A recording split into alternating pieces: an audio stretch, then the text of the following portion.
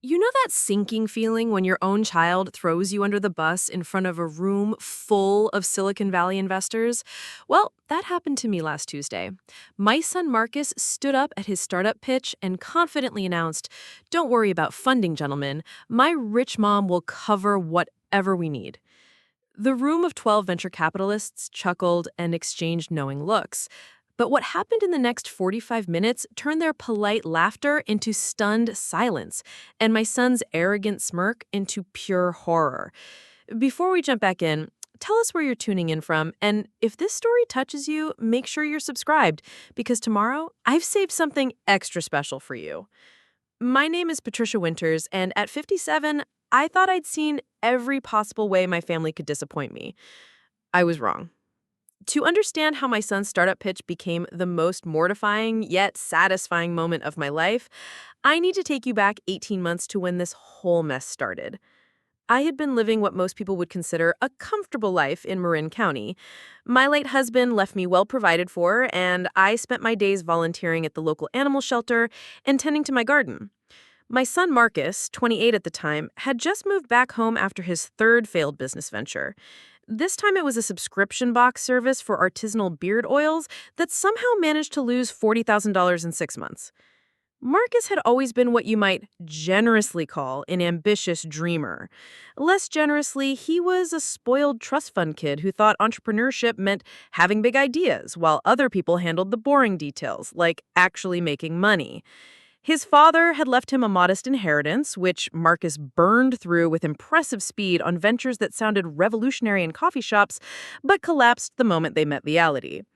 When he moved back into his childhood bedroom, complete with his old basketball trophies and a Stanford Business School pennant he loved to point out to visitors, I thought maybe this failure would finally teach him some humility.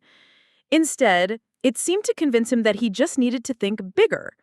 "Mom, you don't understand the startup ecosystem," he would tell me over breakfast, scrolling through TechCrunch on his phone while I made his coffee. "Failure is just iteration. Every successful entrepreneur has a graveyard of failed companies behind them." I would nod politely while mentally calculating how much money he'd iterated away so far. The number was depressing. 3 months after moving home, Marcus announced his next big idea. He was going to create an app called Neighbor Ninja that would connect people who needed small tasks done with local freelancers. Think TaskRabbit, but more targeted to suburban communities. "The market research is incredible, Mom," he said, spreading printouts across the kitchen table while I tried to eat my lunch. "There's a huge gap in the hyperlocal service economy. We're talking about a potential billion-dollar market." What struck me wasn't his enthusiasm, which was admittedly infectious, but how quickly he'd moved past the question of funding. When I asked about startup costs, he waved dismissively. "Don't worry about that. I've got it figured out." Over the following weeks, I watched Marcus throw himself into Neighbor Ninja with more focus than I'd seen from him since high school. He was up early, making calls and setting up meetings. He hired a part-time developer and started building partnerships with local service providers. For the first time in years, I felt genuinely proud of him. The problem was the money. Marcus was burning through cash at an alarming rate, paying for development, marketing materials, and what he called customer acquisition events that looked suspiciously like expensive parties. When I asked about his budget, he'd get vague. "It's all projected to break even within 8 grunts. The initial investment phase is always the most expensive." I assumed he was using what remained of his inheritance, though I couldn't figure out how he still had enough left to fund what appeared to be a fairly expensive operation. It wasn't until I received a call from my financial advisor that I understood what was happening. "Patricia, I wanted to double-check some recent transactions on your accounts," Margaret said during what I thought was a routine call. "There have been several large transfers over the past 2 months. Just making sure everything looks correct to you." My stomach dropped. "What kind of transfers?" "Well, there's a payment of $15,000 to something called DevFlow Solutions, another $12,000 to Pinnacle Marketing Group, and several smaller payments to various vendors. The amounts aren't huge individually, but they're adding up." I felt physically sick. "Margaret, I didn't authorize any of those payments." The silence on the line told me everything I needed to know. Someone had been accessing my accounts, and I had a pretty good idea who. That evening, I confronted Marcus as he sat in the living room, laptop open, working on what he called his investor deck presentation. "We need to talk," I said, sitting down across from him, "about your funding." He looked up with that bright, confident smile that had been charming people since he was 5 years old. "What about it?" "Where is the money for Neighbor Ninja actually coming from, Marcus?" The smile flickered for just a moment. "Like I said, I've got it handled. Some personal savings, a little help from friends." "Friends like your mother?" The laptop screen reflected in his eyes as he stared at me, calculating. Finally, he closed it slowly. "Mom, I can explain." What followed was one of the most devastating conversations of my life. Not because Marcus had stolen from me, though that was bad enough. What broke my heart was listening to him justify it. "It's not stealing, Mom. It's an investment. You're going to make all of it back and more when Neighbor Ninja takes off." "You took money from my accounts without asking." "I didn't think you'd understand the opportunity if I tried to explain it. You've never been involved in business." Never been involved in business. I stared at my son, this young man I'd raised and supported and believed in, and realized he had absolutely no idea who I was. "Marcus, you need to stop everything. Right now. No more spending, no more development, no more anything until we figure this out." "Mom, you can't be serious." We're so close to launch. I've got meetings scheduled with potential investors next week. With what? You've been funding this with stolen money. Borrowed money, he corrected. And once the investors see what we've built, the funding issues won't matter. These guys invest millions based on potential. I looked at my son, sitting in his father's favorite chair, defending theft as business strategy, and made a decision that would change everything. "Fine," I said. "Set up the meeting. I want to hear this pitch."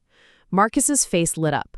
"Really, Mom? That's amazing! You're going to love this. These are serious Silicon Valley people, the kind who funded companies you've actually heard of." What Marcus didn't know, what he'd never bothered to learn, was that I'd been having my own meetings with serious Silicon Valley people for quite some time. But I decided that could wait until his investor presentation. The next week, Marcus spent every waking moment perfecting his pitch. He practiced in front of the mirror, timed his presentation down to the minute, and even bought a new suit for the occasion.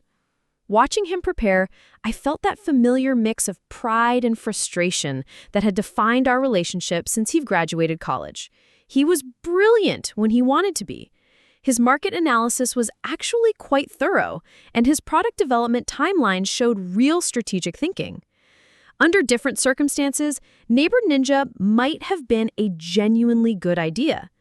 "The meeting is Thursday at 2, he told me over dinner Wednesday night. "It's at the Rosewood Sandhill, where all the big deals happen." I knew the Rosewood well. I'd been there many times. "Will I know any of these investors?" "Probably not," Marcus said with the casual arrogance that had become his default tone when discussing business. "These aren't the kind of people you'd normally meet. They're from firms like Meridian Capital and Blackstone Ventures." I nodded thoughtfully. "Sounds impressive." It is. The lead guy, David Chen from Meridian, he's funded 3 companies that went public. This is exactly the kind of connection I've been working toward. Thursday arrived with typical Bay Area spring weather. Sunny and crisp. I dressed carefully, choosing a simple black dress and minimal jewelry. Marcus, meanwhile, was practically vibrating with nervous energy. "Remember, Mom, just let me do the talking," he said as we drove towards Sandhill Road. "These guys have very specific expectations about how these meetings work." "Of course, honey. I'm just there to observe." The Rosewood Sandhill is the kind of place that whispers power and money. The lobby is all understated elegance, with the sort of casual luxury that costs more than most people's houses. Marcus checked us in with the confidence of someone who belonged there, though I noticed his hands shaking slightly as he signed the visitor's log. We were directed to a private conference room where 3 men in expensive suits were already seated around a polished table. Marcus had been right about one thing. These were definitely serious people. "Gentlemen," Marcus said, striding into the room with rehearsed confidence, "thank you so much for making time to hear about Neighbor Ninja. David Chen, a sharp-featured man in his 40s, stood to shake hands. Marcus, good to see you again. And this must be my mother, Patricia Winters. She's been incredibly supportive of the project. The other two investors introduced themselves as Robert Kim from Blackstone Ventures and James Morrison from Summit Partners. They were polite but clearly focused on Marcus. Should we get started? Chen asked, settling back into his chair. Marcus launched into his presentation with the enthusiasm of someone who genuinely believed he was about to change the world. His slides were professional, his market analysis was solid, and his product demo was actually quite impressive. For 20 minutes, I watched my son present himself as a serious entrepreneur with a viable business plan. Then came the questions about funding. So, Marcus, Morrison said, leaning forward slightly, walk us through your current financial situation. How much have you invested so far, and what's your runway looking like? This was the moment I've been waiting for. Well, Marcus said, his confidence reaching its peak, that's actually one of our strongest advantages. We've been able to bootstrap the entire operation so far, which shows the viability of the business model. Impressive, Chen said. How much of your own capital have you put in? About $60,000 so far, Marcus replied without hesitation. And the best part is we have a guaranteed funding source for whatever we need. Don't worry about the financial side, gentlemen. My rich mom will cover whatever we need. The room went quiet for a moment. I saw the investors exchange glances, the kind of look that experienced business people give each other when they hear something that raises red flags. Your mother is funding this? Kim asked, his tone carefully neutral. Absolutely, Marcus said, gesturing toward me with a grin. Preparing and narrating this story took us a lot of time. So if you are enjoying it, subscribe to our channel. It means a lot to us. Now, back to the story. She's been incredibly generous. Money is definitely not going to be an issue for Neighbor Ninja.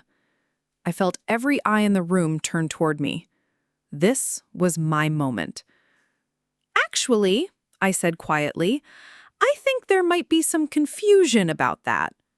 Marcus's smile faltered slightly. Mom? Gentlemen, I said, looking directly at Chen, I need to clarify something about the funding situation. The temperature in the room seemed to drop several degrees. Marcus was staring at me with growing alarm. The $60,000 Marcus mentioned? That wasn't his money. It was mine.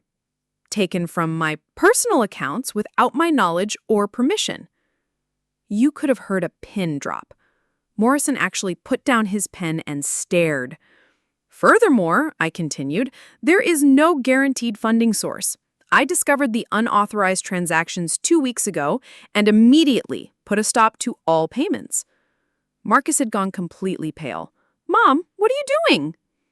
What I should have done weeks ago, I said calmly, telling the truth. Chen cleared his throat. Mrs. Winters, are you saying that Mr. Winters has been funding his startup with stolen money? I'm saying that my son took money from my accounts without permission and used it to fund a business venture. Yes. The silence that followed was deafening. I could see the investors mentally calculating the implications of what they'd just heard. In their world, how you handled money, especially other people's money, was everything. Marcus, Kim said slowly, is this accurate? My son looked like he was going to be sick. I can explain. It's not what it sounds like. It sounds like fraud, Morrison said bluntly. No, you don't understand, Marcus said, his voice getting higher. My mom doesn't understand business. She doesn't get that this is an investment. I was always planning to pay her back. With what money? Chen asked. You don't have revenue. But we will. The projections show. Marcus? I said firmly. Stop. He turned to me with desperation in his eyes. Mom, please, you're ruining everything. I'm not ruining anything. You did that when you decided to steal from me. The word steal hung in the air like a physical presence. These were men who'd built their careers on trust and financial integrity. What they had just witnessed was a fundamental violation of everything they valued. Mrs. Winters, Chen said carefully, can I ask what your plans are regarding this situation? This was the question I had been preparing for. Well, I said, that depends on several factors. I reached into my purse and pulled out a folder I'd been carrying. You see, gentlemen, while my son has been playing entrepreneur with my money, I've been having my own conversations with the investment community. Marcus stared at me in confusion. What are you talking about? I opened the folder and pulled out several documents. David, I believe you know my investment advisor, Sarah Martinez from Goldman Sachs Private Wealth Management? Chen's eyebrows raised slightly. Sarah Martinez? Yes, I know Sarah well. She's been managing my portfolio for the past 3 years, during which time I've been an angel investor in several startups. The room had gone completely silent again, but this time the energy was different. Instead of shock and disgust, I could feel curiosity and growing respect. In fact, I said, pulling out another document, Robert, I believe your firm handled the Series A funding for TechFlow Analytics last year. I was one of the original angel investors in that company. Kim's eyes widened. You're P. Winters from the TechFlow deal? Patricia Winters, yes. Holy shit, Morrison whispered, then caught himself. Sorry, Mrs. Winters, your investment in TechFlow was legendary. You got in at the ground floor and rode it all the way through the acquisition. Marcus was staring at me like I'd grown a second head. Mom, what is going on? What's going on, I said, is that while you've been stealing my money to fund your startup, I've been quietly building a portfolio of successful tech investments. I pulled out the final document, a summary of my investment activity over the past 3 years. James, I think you'll find this interesting. I've invested in 12 companies over the past 3 years. 9 of them have achieved successful exits, 2 are still in growth phases, and 1 failed. Morrison leaned forward to look at the document. His expression changed as he scanned the numbers. Mrs. Winters, this is an extraordinary track record. Thank you. I've been fortunate to work with some excellent entrepreneurs. Chen was studying me with new eyes. Mrs. Winters, your success rate is better than most venture capital firms. How did you develop your investment expertise? 30 years of running the financial side of my late husband's construction company, I said simply. Turns out, evaluating business plans and managing cash flow translates well to startup investing. Marcus finally found his voice. You've been investing in startups? Since when? Since about 6 months after your father died, I said. I needed something to do with my time and my money. I started small with a $50,000 investment in a fintech company. When that returned 4 times my investment, I decided to get more serious about it. But you never said anything. You never asked. And frankly, every time I tried to discuss business or investing with you, you told me I wouldn't understand. The truth of that statement hung between us. Marcus couldn't deny it because it was absolutely accurate. Chen cleared his throat. Mrs. Winters, if I may ask, what's your assessment of Neighbor Ninja as an investment opportunity? I considered the question carefully.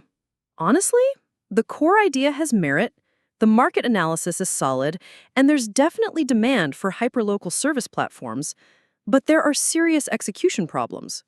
Such as, the business model assumes a level of user adoption that typically takes 2 to 3 years to achieve, but the financial projections show profitability in 8 months. The customer acquisition cost estimates are unrealistic, and the competitive analysis completely ignores 3 established players in the space. Marcus was staring at me in shock. How do you know all that? Because I read your business plan, Marcus. Really read it. Not just the executive summary and the pretty charts. Morrison was taking notes. What would need to change for this to be a viable investment? Complete restructuring of the financial model, realistic timeline expectations, and probably a pivot to focus on a more specific market segment rather than trying to be everything to everyone. And the management team? Kim asked pointedly. I looked at my son, who was sitting there like a deer in headlights. The management team would need to demonstrate integrity, financial responsibility, and the ability to acknowledge and learn from mistakes. The implication was clear to everyone in the room. Chen sat back in his chair. Mrs. Winters, this has been illuminating. I imagine so. What happens now? I closed my folder and put it back in my purse. Now, I'm going to require Marcus to return every penny he took from my accounts. He's going to shut down Neighbor Ninja immediately, and he's going to spend some time thinking about whether he's really cut out for entrepreneurship. Mom, you can't do this, Marcus said desperately. This is my dream. Your dream was built on stolen money, I said firmly. That's not entrepreneurship, Marcus. That's theft. Morrison stood up. Mrs. Winters, it's been a pleasure meeting you. If you're ever looking to discuss investment opportunities, I'd love to continue the conversation. As would I, Chen added. Your track record speaks for itself. Kim handed me his business card. Winters, I have a feeling we'll be hearing from you again in the investment community. They shook hands with me politely, nodded curtly at Marcus, and left the conference room. Marcus and I sat in silence for several long minutes. Mom, he finally said, his voice small, I had no idea. No, you didn't, because you never bothered to find out. You're really an angel investor? I am. With a better track record than most VCs? Apparently. He put his head in his hands. I've screwed up everything, haven't I? Pretty thoroughly, yes. We sat in silence for another few minutes. What happens now? He asked. Now you come home, pack up your business materials, and start looking for a real job. And Neighbor Ninja? Neighbor Ninja is dead. You killed it when you decided to fund it with stolen money. Marcus nodded slowly. I'm sorry, Mom. I really am. I know you are, but sorry doesn't fix this, Marcus. Only time and changed behavior will do that. As we drove home, I thought about the irony of the situation. For months, Marcus had been telling me I didn't understand business, while funding his startup with money stolen from a woman who'd been successfully investing in startups since before he'd graduated college. The story doesn't end there, though. 6 months later, Marcus did find a job, working in business development for a mid-sized tech company. He's good at it, and more importantly, he's learning what it actually means to build something legitimate. As for me, I've continued investing. My portfolio now includes 16 companies, and my success rate remains strong. I've also started mentoring young entrepreneurs, though I'm very careful about the kind of people I choose to work with. The investment community is smaller than you might think, and word travels fast. Within a month of the Rosewood meeting, I was getting calls from entrepreneurs looking for funding. My reputation as P. Winters, the angel investor with the extraordinary track record, had finally merged with my identity as Patricia Winters, the suburban mom who tended gardens and volunteered at animal shelters. Marcus and I are rebuilding our relationship slowly. He started asking my advice about his career, and more importantly, he started listening to the answers. Last month, he brought his new girlfriend to dinner and introduced me as my mom, who's also a pretty successful investor. It was a small moment, but it meant everything. The lesson here isn't just about family dynamics or entrepreneurship. It's about assumptions. Marcus assumed that because I was his mother, because I was older, because I didn't talk constantly about business, that I couldn't possibly understand his world. The investors in that room made the same assumption, right up until I proved them wrong. And maybe that's the most important lesson of all. Never underestimate someone based on the role you think they're supposed to play in your life, because the quiet woman in the corner might just be the most powerful person in the room. What I didn't expect was how quickly word would spread through Silicon Valley about what happened in that conference room. The tech investment world is surprisingly small, and the story of Marcus Winters and his secret angel investor mother became the kind of cautionary tale that gets whispered about in coffee shops along Sand Hill Road. 3 days after the disastrous pitch meeting, I received a call from Sarah Martinez, my investment advisor at Goldman Sachs. Patricia, I need to ask you something, Sarah said, her voice carrying that careful tone she used when discussing sensitive matters. Have you been having conversations with venture capital firms recently? I was sitting in my garden, deadheading roses while trying to process everything that had happened. Not exactly conversations, more like revelations. Because I've had 3 different managing partners call me in the past 2 days asking about your investment strategy and whether you're looking to increase your activity level. That caught my attention. Who called? David Chen from Meridian Capital, obviously, but also Elena Rodriguez from Sequoia Capital and Thomas Park from Andreessen Horowitz. Patricia, these are some of the most influential people in venture capital. They don't make casual inquiry calls. I set down my pruning shears and walked inside, suddenly needing to sit down. What did they want to know? Everything. Your investment thesis, your decision-making process, your timeline for future investments. Elena specifically asked if you had any interest in participating in larger funding rounds. The implications of this were staggering. I'd spent 3 years quietly building my portfolio, flying under the radar, making investments that were significant to me, but barely registered in the broader venture capital ecosystem. Now suddenly, I was on their radar in a very big way. Sarah, what exactly are they saying about my track record? That it's extraordinary, Patricia. Your success rate is the kind of thing that makes institutional investors pay attention. 9 successful exits out of 12 investments over 3 years? Most professional VCs would kill for those numbers. Over the following week, the calls kept coming. Not just from venture capital firms, but from entrepreneurs seeking funding, accelerator programs wanting me as a mentor, and even a reporter from TechCrunch who somehow got my number and wanted to write a profile about the mysterious angel investor behind some of Silicon Valley's biggest success stories. I declined the TechCrunch interview. The last thing I needed was media attention, especially given the circumstances of how my identity became known. But the entrepreneur calls were different. These were founders who'd been working for months or years to get in front of investors, and suddenly they were calling me directly. The first few conversations were awkward. I wasn't used to being pursued rather than doing the pursuing. But as I talked to more founders, I started to see patterns in the kinds of companies that interested me most. The most intriguing call came from a woman named Dr. Amanda Chen, who was developing AI-powered diagnostic tools for rural healthcare clinics. She'd been trying to raise a Series A round for 8 months with limited success. Mrs. Winters, I know this is unusual, Amanda said during our first phone conversation, but David Chen from Meridian gave me your contact information. He said you might be interested in healthcare technology investments. We talked for over an hour about her technology, her business model, and her vision for expanding healthcare access in underserved communities.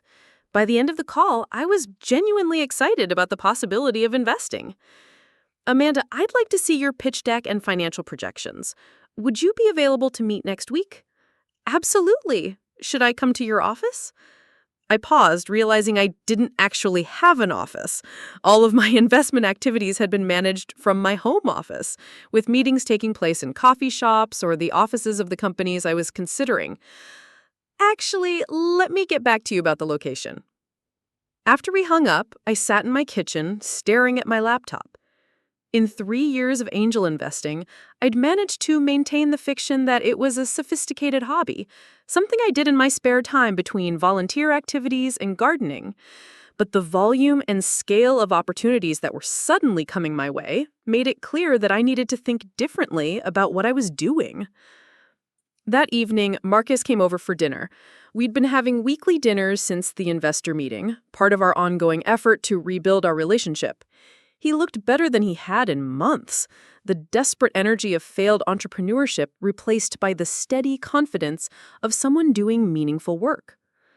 "How's the new job?" I asked as we sat down to eat. "Good, actually. Really good. I'm learning a lot about how real businesses operate." He paused, looking slightly embarrassed. "Turns out there's a lot I didn't understand about scaling operations and managing cash flow." "Learning is good," I said diplomatically. "Mom, can I ask you something?" "Of course." "How did you know about investing, I mean? How did you learn to evaluate companies and pick winners?" It was a good question, one I'd been thinking about myself as more sophisticated investors started taking my approach seriously. "I think it started with your father's business," I said slowly. 30 years of watching him evaluate subcontractors and suppliers, seeing which companies delivered on their promises and which ones overpromised and underdelivered, you learn to spot patterns. But construction is different from tech startups. not as different as you might think. At the end of the day, every business comes down to the same fundamentals. Do you have a real solution to a real problem? Do you understand your customers? Can you execute consistently? Do you have a sustainable path to profitability? Marcus nodded thoughtfully. The stuff you said about Neighbor Ninja, the problems with the business model and the timeline, I'd seen those same problems in construction companies that failed.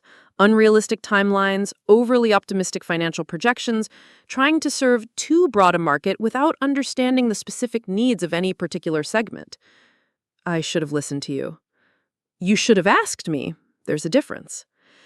We ate in comfortable silence for a few minutes before Marcus spoke again. So, what happens now? With your investing, I mean. I'm not sure. The level of interest has been surprising. Are you thinking about doing it more seriously? Like as a real business? The question had been nagging at me for days. What would that look like? Well, you could start a fund, raise capital from institutional investors and make larger investments. Or you could just increase your personal investment activity, maybe partner with some of the bigger VC firms on deals. I looked at my son with new appreciation. You've been thinking about this.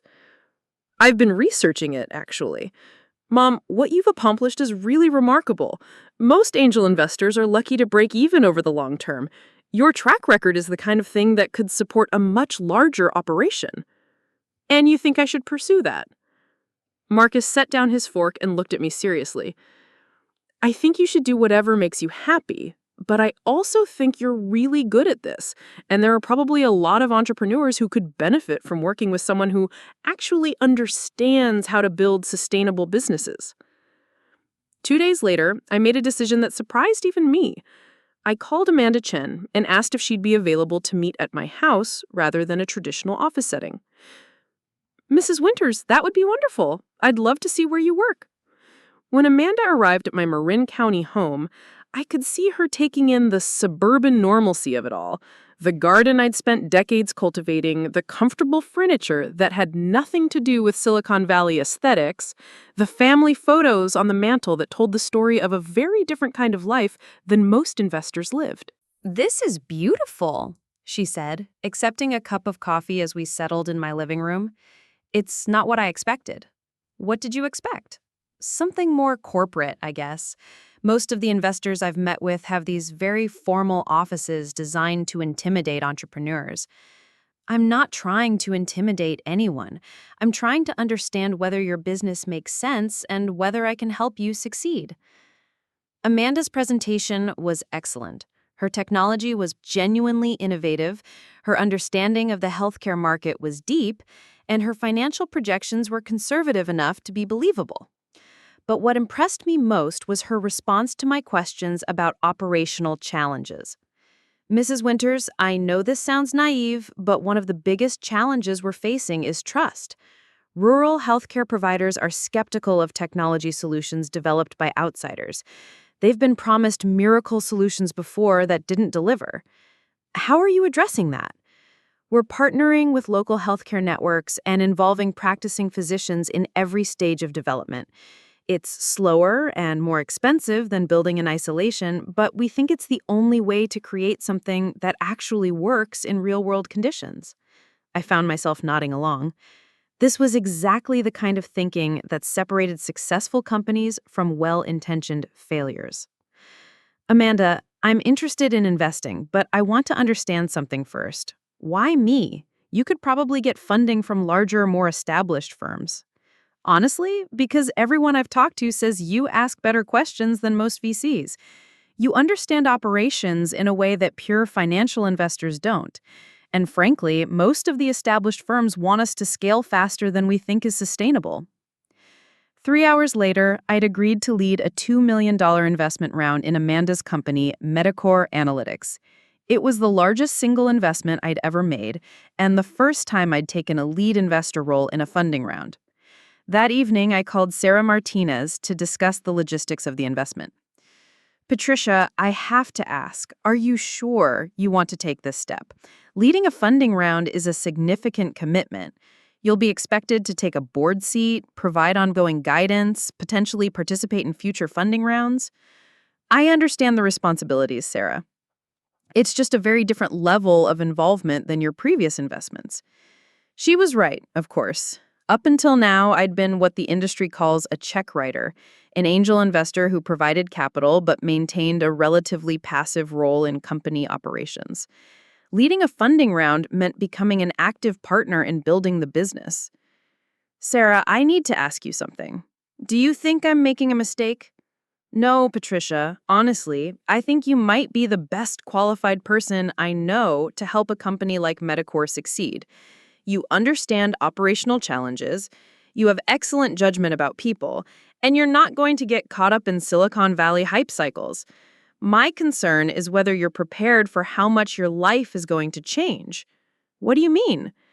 Once word gets out that you're actively leading funding rounds, you're going to become a very visible figure in the investment community. Are you ready for that level of attention?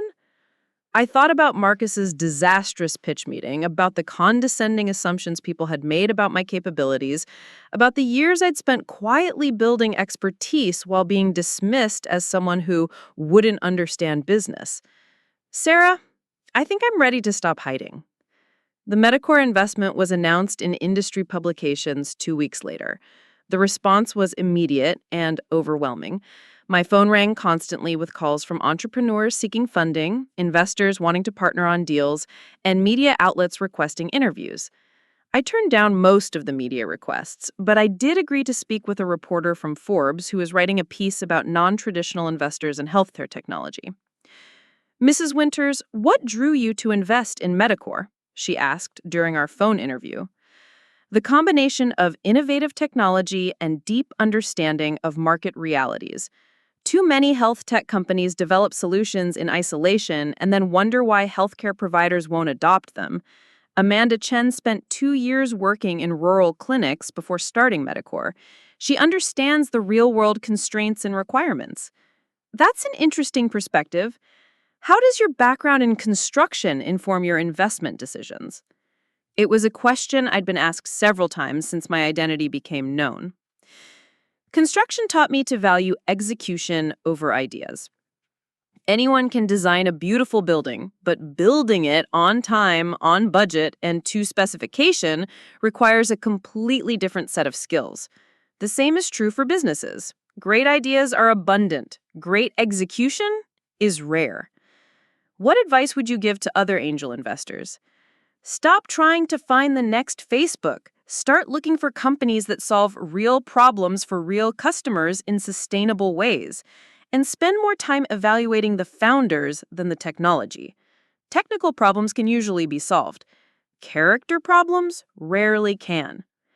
The Forbes article was published 3 days later with the headline, "The Suburban Angel: How Patricia Winters Became the Most Successful Unknown Investor in Healthcare Technology." By the end of the week, I'd received over 200 emails from entrepreneurs seeking funding. It was clear that my quiet days of under-the-radar investing were over. But the most surprising response came from Marcus. He called me the evening the article was published, and I could hear genuine pride in his voice.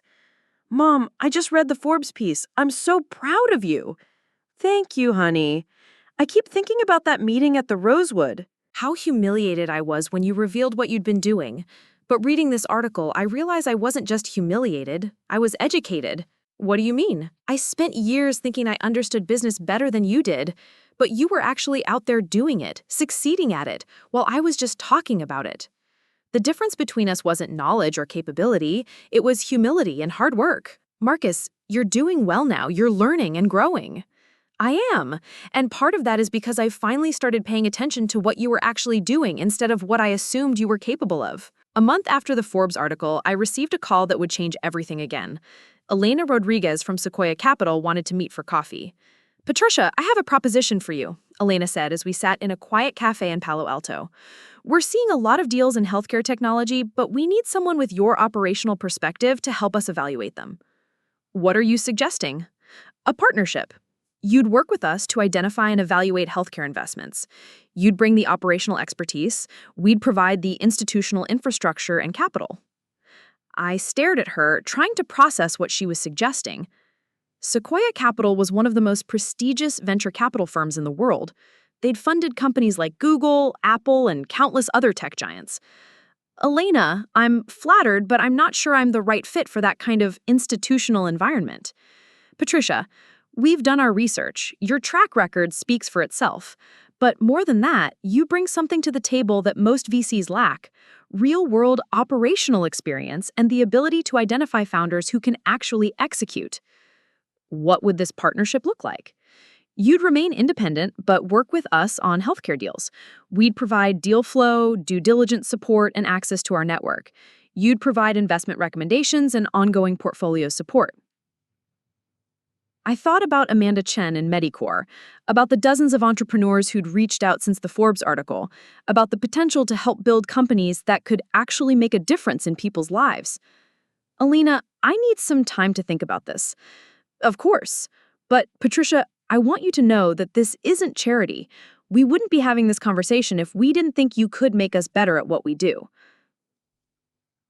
That evening, I sat in my garden as the sun set over the Bay Area, thinking about the strange journey that had brought me to this point. 3 years ago, I'd been a recently widowed woman looking for something meaningful to do with my time and money. Now, I was being courted by one of the world's most influential venture capital firms. The irony wasn't lost on me. Marcus had spent years dismissing my business acumen while dreaming of exactly the kind of recognition and opportunity that was now being offered to me. But the real irony was deeper than that. I'd achieved this success not by trying to fit into Silicon Valley's expectations of what an investor should look like, but by bringing my own perspective and experience to the table. The very qualities that made me seem like an unlikely investor, my focus on operational fundamentals over flashy technology, my preference for sustainable growth over explosive scaling, my ability to spot character flaws and execution risks, were exactly what had made me successful. I thought about Marcus's question from dinner the week before. What did I want to do with my newfound prominence in the investment community? The answer, I realized, was simple. I wanted to help build companies that actually worked, not just financially, but operationally. Companies that solved real problems for real people in sustainable ways. And maybe, along the way, I could help change some assumptions about who gets to participate in the business of building the future. 2 days later, I called Elena Rodriguez back. Elena, I'm interested in exploring this partnership, but I have some conditions. I'm listening. I want to maintain my independence. I'm not looking to become a traditional VC, and I want to focus specifically on companies that are addressing real-world operational challenges, not just building technology for technology's sake. That's exactly what we're hoping for, Patricia. When can we start? 6 months into my partnership with Sequoia Capital, I was sitting in their Sand Hill Road offices reviewing a pitch deck for a company called Urban Green, which claimed to have revolutionized vertical farming technology. The founder, a 26-year-old Stanford PhD named Tyler Morrison, had impressive credentials and backing from several prominent angel investors. "What's your initial assessment?" Elena Rodriguez asked as she joined me in the conference room. I closed the laptop and leaned back in my chair. Brilliant technology, questionable business model, and a founder who's never grown anything more challenging than bacteria in a lab. Harsh, but probably accurate. What makes you say that? The financial projections assume they can scale to profitability in 18 months by selling to urban restaurants and grocery chains. But there's no evidence they understand the procurement cycles of food service businesses, the regulatory requirements for commercial food production, or the logistics of maintaining consistent quality at scale. Elena nodded. Tyler's presentation is in an hour. Will you sit in? Absolutely. I want to see how he handles questions about operational realities. This had become my specialty within the Sequoia partnership. While other partners focused on market size and technology differentiation, I'd become the person who asked uncomfortable questions about execution. It was a role I'd fallen into naturally, and one that had already saved the firm from several potentially expensive mistakes. Tyler Morrison arrived precisely on time, accompanied by his co-founder and chief technology officer, Dr. Sarah Kim. They were both impressive on paper, with advanced degrees from top universities and experience at leading tech companies. What they lacked was any meaningful experience in agriculture or food service. Ms. Rodriguez? Winters, thank you for meeting with us, Tyler said as they settled into chairs across from us. I'm excited to show you what we've built. The presentation was polished and compelling.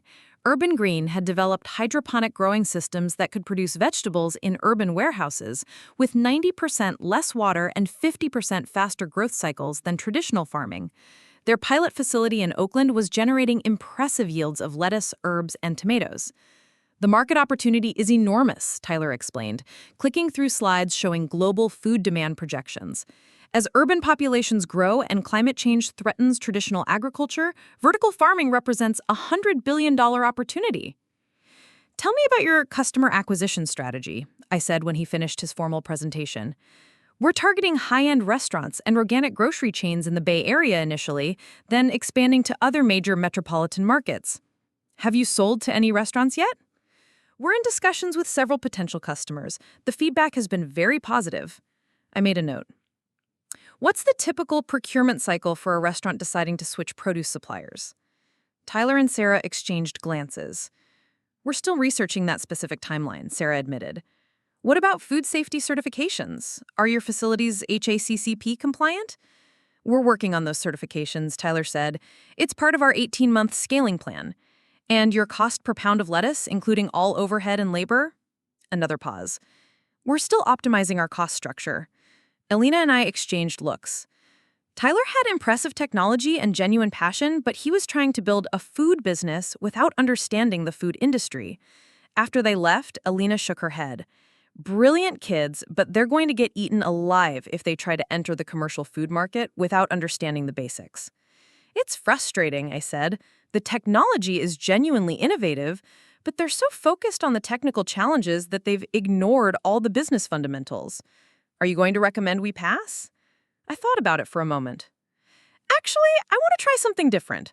What if we offered to invest, but with conditions? What kind of conditions? 6 months of operational mentoring before they launch commercially. They need to understand their customers, their regulatory environment, and their true cost structure before they start scaling. Alina raised an eyebrow. That's a lot more hands-on than we usually get. Yes, but the alternative is watching them burn through $10 million learning lessons they could master in 6 months with proper guidance. This had become my approach with many of the companies we evaluated. Rather than simply providing capital, I was increasingly focused on providing operational expertise to help founders avoid predictable mistakes. Alina agreed to the conditional investment offer, and Tyler accepted after some initial resistance. What followed was 6 months of intensive education in the realities of commercial food production. Tyler, you can't just call a restaurant and expect them to switch suppliers based on a phone call, I explained during one of our weekly mentoring sessions. Food service procurement is built on long-term relationships and reliability. You need to prove you can deliver consistent quality week after week before anyone will trust you with their supply chain. But our technology produces better vegetables than traditional farming.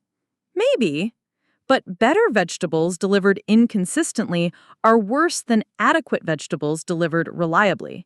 Your customers care more about dependability than perfection. These conversations reminded me of similar discussions I'd had with subcontractors when I was managing operations for my husband's construction business. The fundamental challenges of building a sustainable business were the same regardless of industry. Over those 6 months, Tyler and Sarah transformed from brilliant technologists to competent business operators. They spent time in restaurant kitchens, understanding how chefs actually used their products. They visited grocery distribution centers to learn about the logistics of food retail. They worked with food safety consultants to understand regulatory requirements. Most importantly, they revised their business model to focus on a smaller, more manageable market initially. Instead of trying to supply major restaurant chains immediately, they started with high-end catering companies and specialty food stores where their premium product could command premium prices. The transformation was remarkable. When Tyler pitched to potential customers after 6 months of mentoring, he spoke their language and understood their concerns. Instead of talking about revolutionary technology, he talked about solving specific operational problems that restaurants actually faced. Mrs. Winters, I owe you an apology, Tyler said during our final mentoring session. When you first started asking about procurement cycles and cost structures, I thought you were being unnecessarily conservative. I didn't understand that those details would make or break our business. Most founders don't understand that. They're so focused on building the product that they forget they also need to build a business. Urban Green went on to become one of Sequoia's most successful investments that year, but more importantly, it became a model for how operational mentoring could improve investment outcomes. Word of this approach spread quickly through the venture capital community. I started receiving calls from other firms asking if I'd be willing to work with their portfolio companies on operational challenges. The most interesting call came from Jessica Wong, a managing partner at Kleiner Perkins. Patricia, I have a situation I think you might be able to help with, Jessica said during our lunch meeting in Menlo Park. We invested in a company called Logiflow 6 months ago. Brilliant founders, revolutionary technology for supply chain optimization, but they're burning through cash faster than expected and struggling to convert pilot customers into paying contracts. What's the core problem? They built an amazing product that solves real problems, but they don't understand how to sell to enterprise customers. They're treating Fortune 500 procurement like a consumer app purchase. This was becoming a familiar pattern. Technical founders with brilliant solutions who couldn't navigate the operational realities of their target markets. Jessica, I'd be happy to take a look, but I want to be clear about my approach. I don't just provide advice. I work directly with founders to help them understand their business fundamentals. That's exactly what we need. Logiflow turned out to be even more challenging than Urban Green. The founders, Alex Chen and Maria Santos, had built genuinely revolutionary software for optimizing supply chain logistics. Their algorithms could reduce shipping costs by 20 to 30% for large manufacturing companies, but they had no idea how to sell to enterprise customers. Patricia, I don't understand why this is so complicated, Alex said during our first meeting. We can save these companies millions of dollars. Why wouldn't they want to work with us? Because you're asking them to change fundamental business processes based on software from a company they've never heard of, I explained. Enterprise sales isn't about having the best product. It's about building trust and demonstrating reliability. But we have case studies showing our results. You have pilot projects with friendly customers who are willing to experiment. That's very different from convincing a risk-averse procurement officer to bet their career on your startup. Over the next 4 months, I worked with Alex and Maria to completely restructure their sales approach. Instead of leading with technology features, they learned to lead with business outcomes. Instead of targeting procurement departments, they learned to build relationships with operations managers who understood the problems they were solving.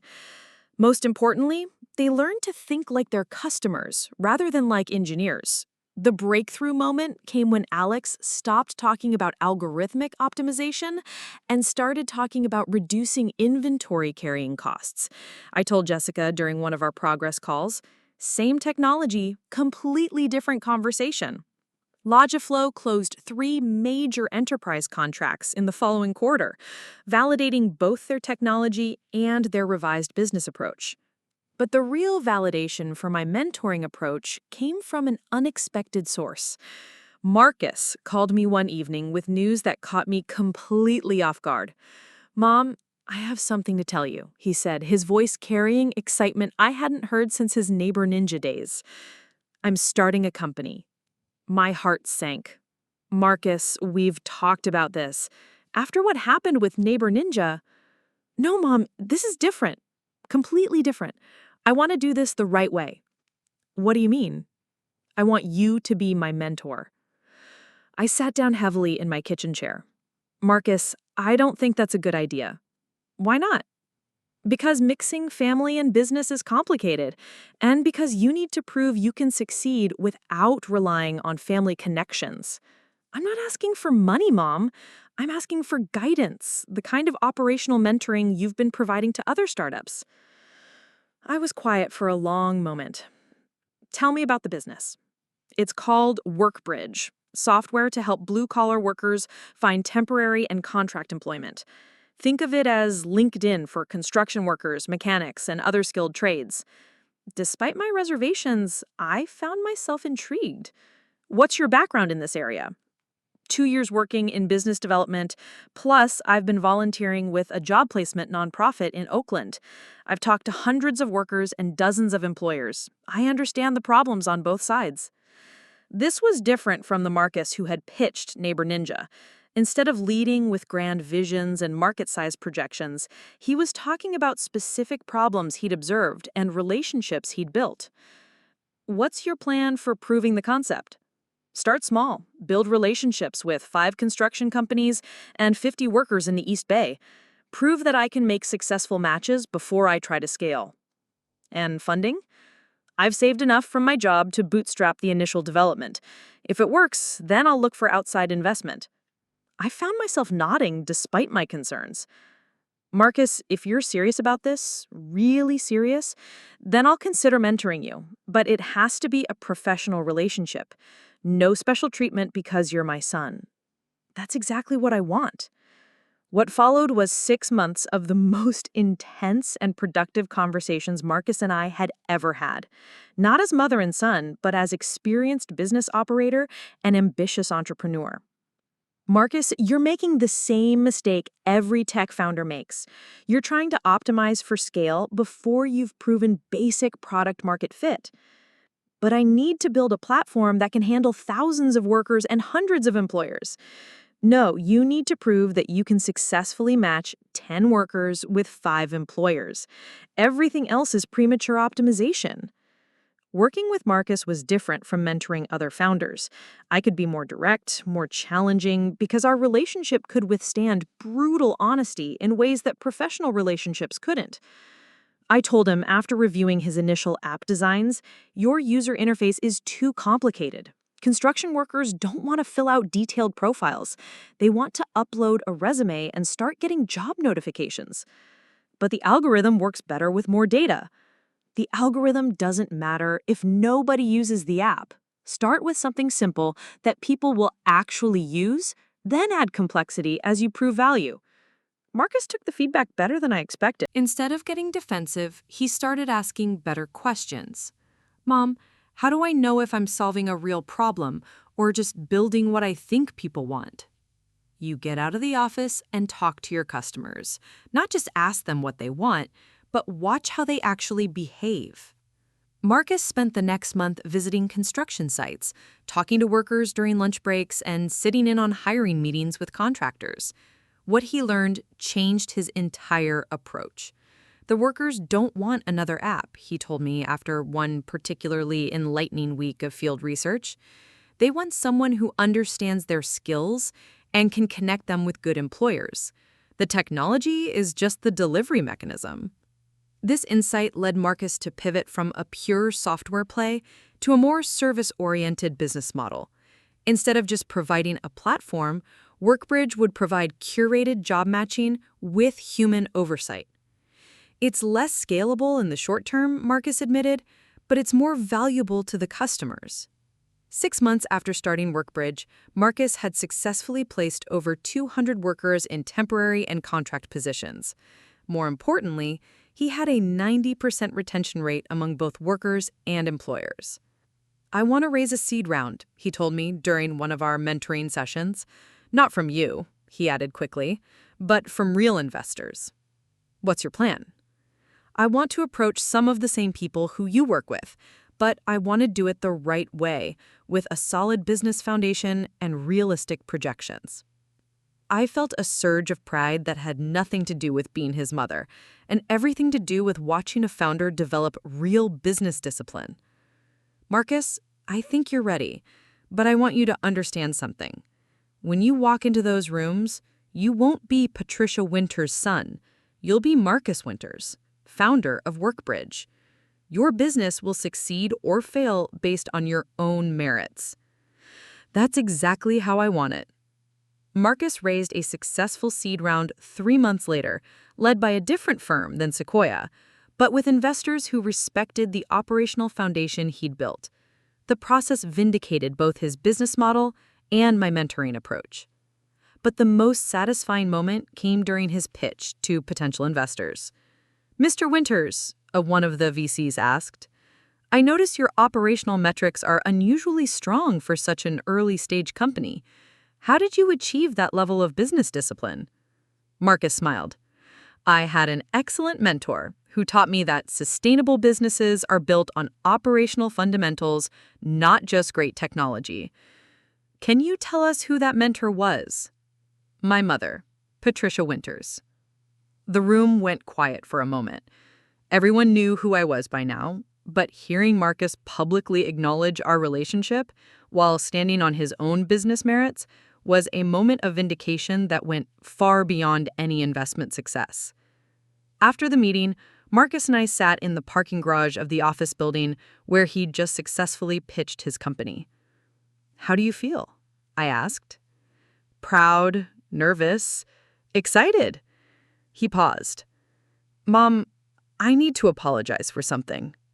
"For what?" "For all those years when I thought I knew more about business than you did. For dismissing your experience and expertise. For assuming that because you were my mother, you couldn't teach me anything about entrepreneurship." "Marcus, you don't need to apologize. You were learning." "No, I was being arrogant. And that arrogance cost me years of opportunities to learn from someone who actually knew what she was talking about."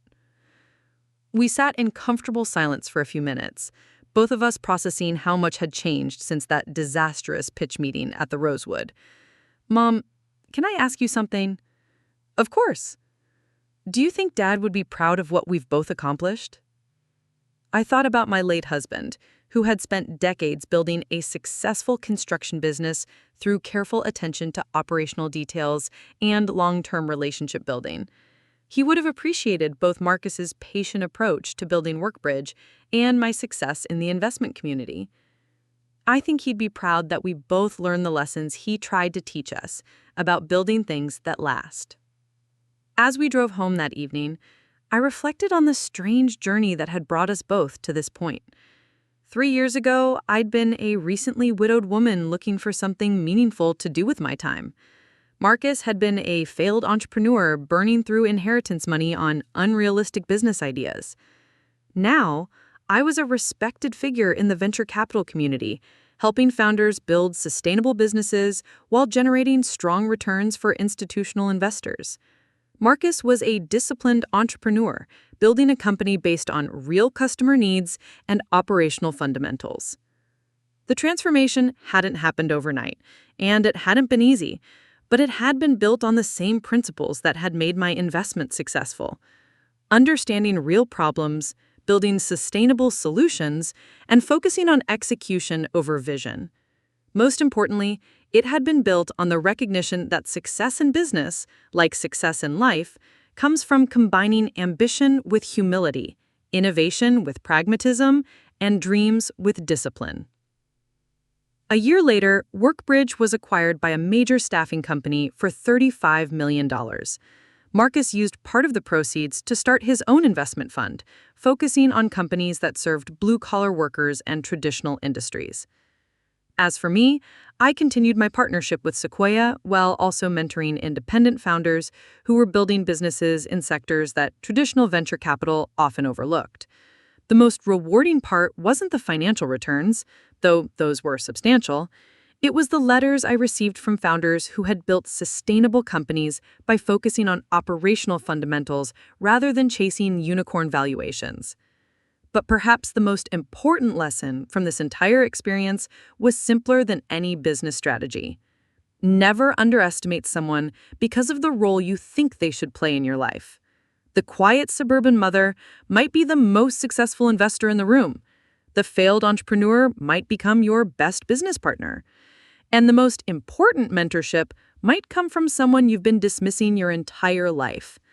Sometimes the most transformative business relationships begin with the simple recognition that expertise comes in many forms, and wisdom doesn't always announce itself with venture capital logos and Sand Hill Road addresses.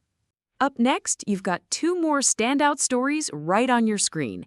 If this one hit the mark, you won't want to pass these up. Just click and check them out.